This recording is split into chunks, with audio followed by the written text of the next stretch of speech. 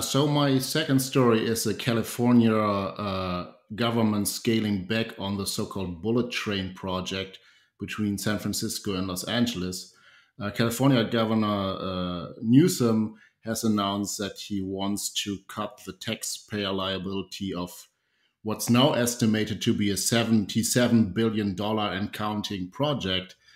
Uh, and so this led to me going back in time when I was analyzing a couple of years ago transport, and I have a couple of thoughts on this.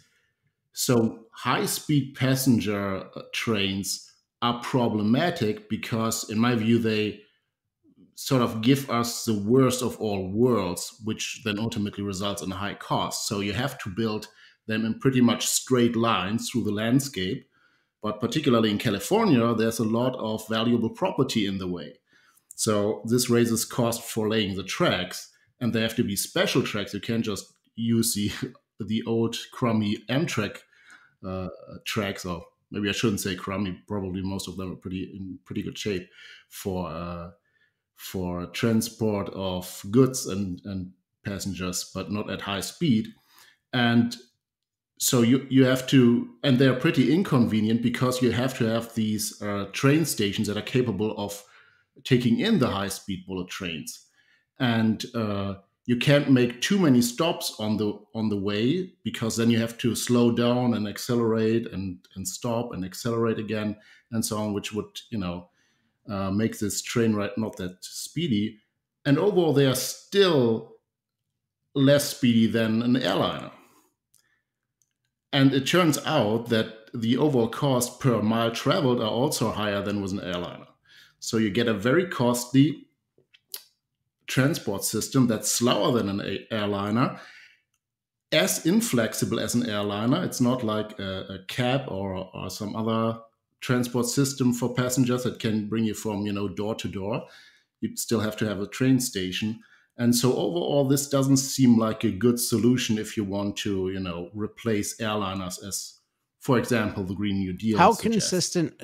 What do you know about just the range of prices on these things? Like where are they most cost effective, and then what's the cost per mile on those?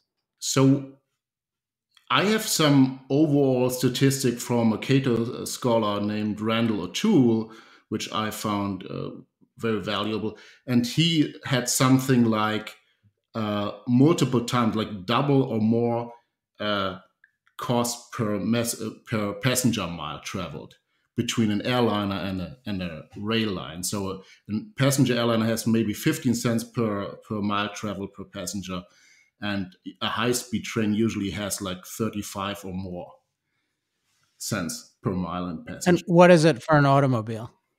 I don't have that number, but so the automobile is not actually comparable because the automobile can get you from point A to point B, but the bullet train and the airliner can only get you from train station or airport to train station or airport.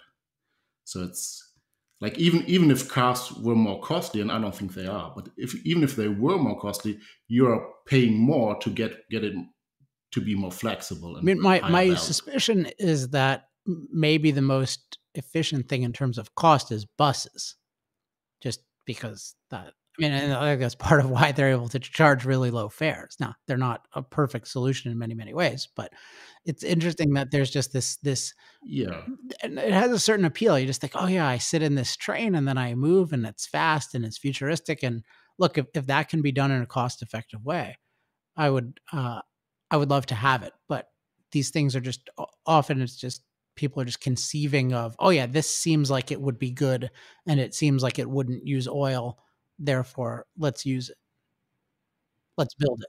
Well, buses are definitely better than monorail in cities, and definitely better on the mid range if you can get enough passengers per bus. Of course, that's also a problem because many of these projects are government projects and government planning, and then you have very expensive monorail lines or bus lines that have very few passengers most of the day. Just one thing to keep coming back to is we're being told that mandating this kind of thing in 10 years is this kind of can't miss opportunity. And yet we see that the reality of these things, these authoritarian proposals, and in particular the technologies that are the basis of them, or the technologies that the proposals would implement, are hugely problematic, at least very, very difficult to get right. And then, at least in the proposal statement, they talked about, well, doing this in a way that air travel is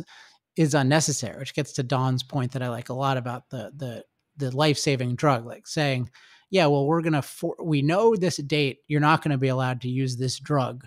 And then, but don't worry, we're going to have a better replacement. That's not something you're allowed to do in a free society.